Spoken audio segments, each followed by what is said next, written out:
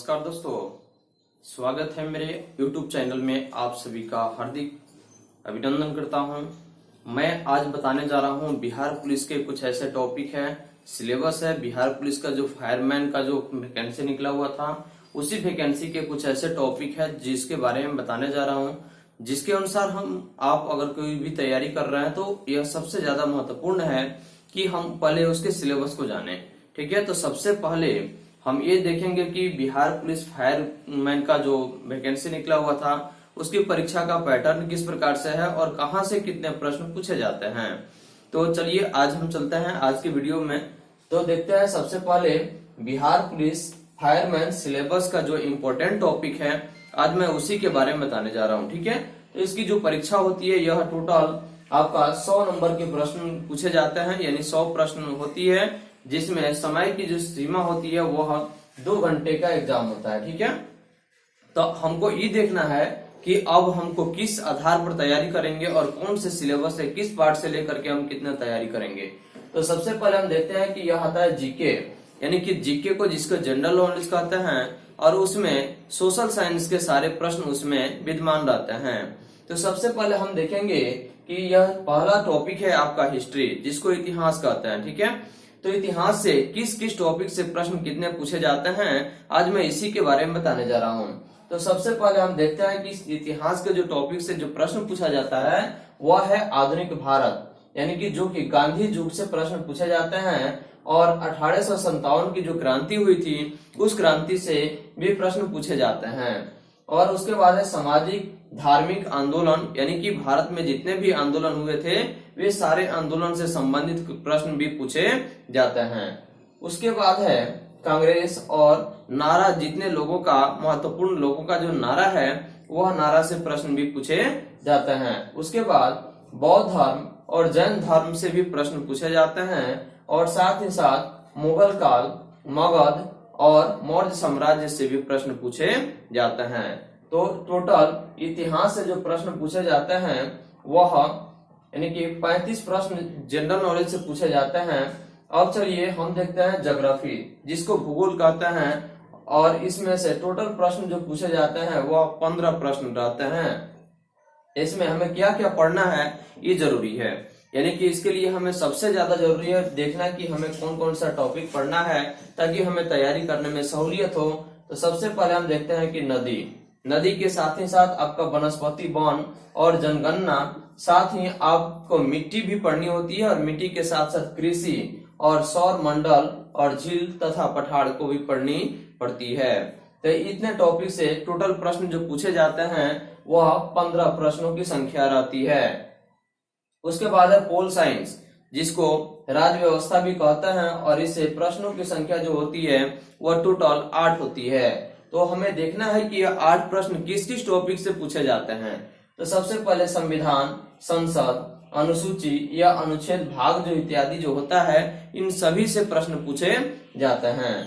अगला है इकोनॉमिक्स, यानी कि अर्थशास्त्र से जो प्रश्न पूछे जाते हैं वह टोटल 5 प्रश्न पूछे जाते हैं। और यह 5 प्रश्न किस किस टॉपिक से पूछे जाते हैं। तो सबसे पहले हम देखते हैं कि पंचवर्षीय योजना, उसके बाद आयोग, उसके बाद सूचकांक इत्यादि, इन सभी टॉपिकों से महत्वपूर्ण 5 प्रश्न पूछे जाते हैं। उसके बाद हम देखते हैं विविध, जो कि किसी भी जनरल नॉलेज की जो बुक होती है उसमें अंत में विविध रहता है, जिसमें खेलकूद, पुस्तक लेखक, मुख्यालय, ट्रॉफी इत्यादि से प्रश्न पूछे जाते हैं, जिसमें टोटल प्रश्नों की जो संख्या होती है वह 8 होती है।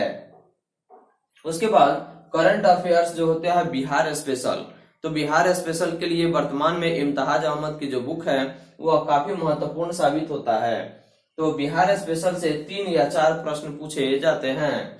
उसके बाद हिंदी है, हिंदी से प्रश्नों की जो टोटल संख्या जो होती है वह 8 होती है, जिसमें शब्द, संधि, शुद्ध अशुद्ध, क्रिया, क्रिया विशेषण, समास, पुस्तक लेखक, मुहावरा इत्यादि सभी टॉपिक से प्रश्न पूछे जाते हैं।